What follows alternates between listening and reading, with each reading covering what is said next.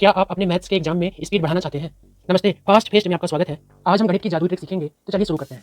Number 1 है, जैसे आपके पास ये पैटर्न है, जैसे आपको 11 का वर्ग निकालना है या 101 का वर्ग निकालना है या उसी से संबंधित आपको इस तरीके से वर्ग निकालना है, तो आपको ध्यान क्या रखना है कि आपको देखना है कि यहाँ पर ये कितनी बार है, यानी जितनी बार 1 है आपको संख्या को उतनी बार ले जाना है, यानी 1, 2, 2 1 था, यानी हम 2 तक गिनती ले गए, अब उल्टा चालू करेंगे 1। उसी तरीके से यहाँ पे देखिए कि 1 कितनी है, 2 है, यानी हम गिनती को 2 तक ले जाएंगे, 1, 2, अब उल्टी गिनती चालू करेंगे 1। अब देखिए 2 अंकों के बीच में एक 0 है, यानी आपको 0 लगा देना है इस तरीके से। जैसे आप इसको देखिए, यहाँ देखें कितने 1 है, यानी 2 1 है, यानी आपको गिनती को 2 तक ले जाना है, 1, 2, अब उल्टा चालू करेंगे। अब 2 अंकों के बीच में 2 0 है तो आपको 2 0 लगा देना है इस तरीके से। ऐसे आप इसको देखिए, ऐसी संख्याओं का वर्ग तुरंत ट्रिक से ऐसे आप निकाल सकते हैं। पैटर्न सेकंड क्या है, जैसे आप देखिए कि 1 से मिलकर बनी हुई सभी संख्याओं का वर्ग निकालने का तरीका क्या है। जैसे देखिए कि यहाँ पर 1 कितनी बार है, 2 बार, यानी आपको गिनती को 2 तक ले जाना है, 1, 2, अब उल्टा लिखना है आपको, उल्टी, यानी 2 के पहले 1।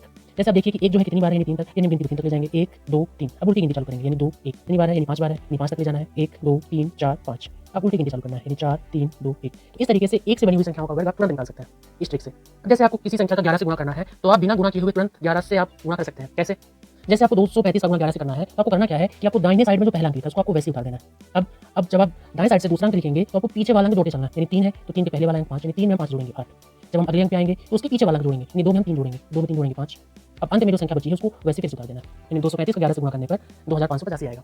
जैसे आपको इस बड़ी संख्या का गुणा 11 से करना है, तो आपको सेम इसी के जैसे क्या करना है, आपको सबसे पहले आखिरी वाला अंक वैसे उतार लेना है। अब आखिरी से दूसरे वाले अंक में आपको पीछे वाला अंक जोड़ते हुए चलना है, तो 2 में हम 5 जोड़ेंगे, 7 यहाँ लिखेंगे। तीसरे अंक पे आएंगे 4, 4 में पीछे उसके पहले वाला अंक यानी 2, 4 में 2 जोड़ेंगे 6 यहाँ लिखेंगे।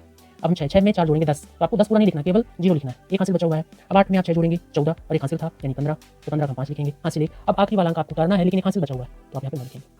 इस तरीके से इस बड़ी सी संख्या का गुणा ये होगा। देखा आपने कितना जल्दी 11 से गुणा कर लिया। चलिए दशमलव के घटाव की ट्रिक समझते हैं। जैसे आपको 43 में 0.5 घटाना है, तो आप इसको जल्दी से घटाने के लिए क्या करेंगे कि आपको देखना है कि दशमलव से पहले अंक क्या है। जो भी अंक होगा आपको एक ज़्यादा लेके चलना है, यानी कि यहाँ पे 0 है यानी आपको 1 लेके चलना है। आपको 43 में 1 घटाना है यानी 42 हो जाएगा, यानी दशमलव के पहले वाला अंक हो गया दशमलव। अब दशमलव के बाद के लिए क्या करना है कि दशमलव के बाद यदि 1 अंक होगा तो आपको 10 लेना है, दशमलव के बाद 2 अंक होगा तो 100 लेना है, दशमलव के बाद 3 अंक होगा तो 1000 लेना है। इस तरीके से यहाँ दशमलव के बाद 1 अंक है यानी 10। अब हम यहाँ देख रहे हैं 5 है तो 10 में 5 घटा देंगे, जितना आएगा उसको हम यहाँ लिखेंगे, यानी इसका आंसर होगा 42.5। जैसे हमें इसको घटाना है तो हम 16 में 1 घटाएंगे, 0 है 1 घटाएंगे यानी 15 दशमलव। अब क्योंकि दशमलव के बाद 2 अंक यानी 100 ले लेंगे और 100 में हम 35 घटाएंगे यानी 65 यानी यहाँ लिखेंगे। जैसे देखिए 32 में हमको घटाना है कितनी संख्या, तो यहाँ 9 है तो 32 में हम 10 घटाएंगे यानी 22 आएगा। दशमलव के बाद 2 अंक है यानी हम 100 लेंगे, 100 में हम 84 घटाएंगे यानी 16, यानी इसका आंसर ये हो जाएगा। देखा आपने कितना जल्दी घटा लिया।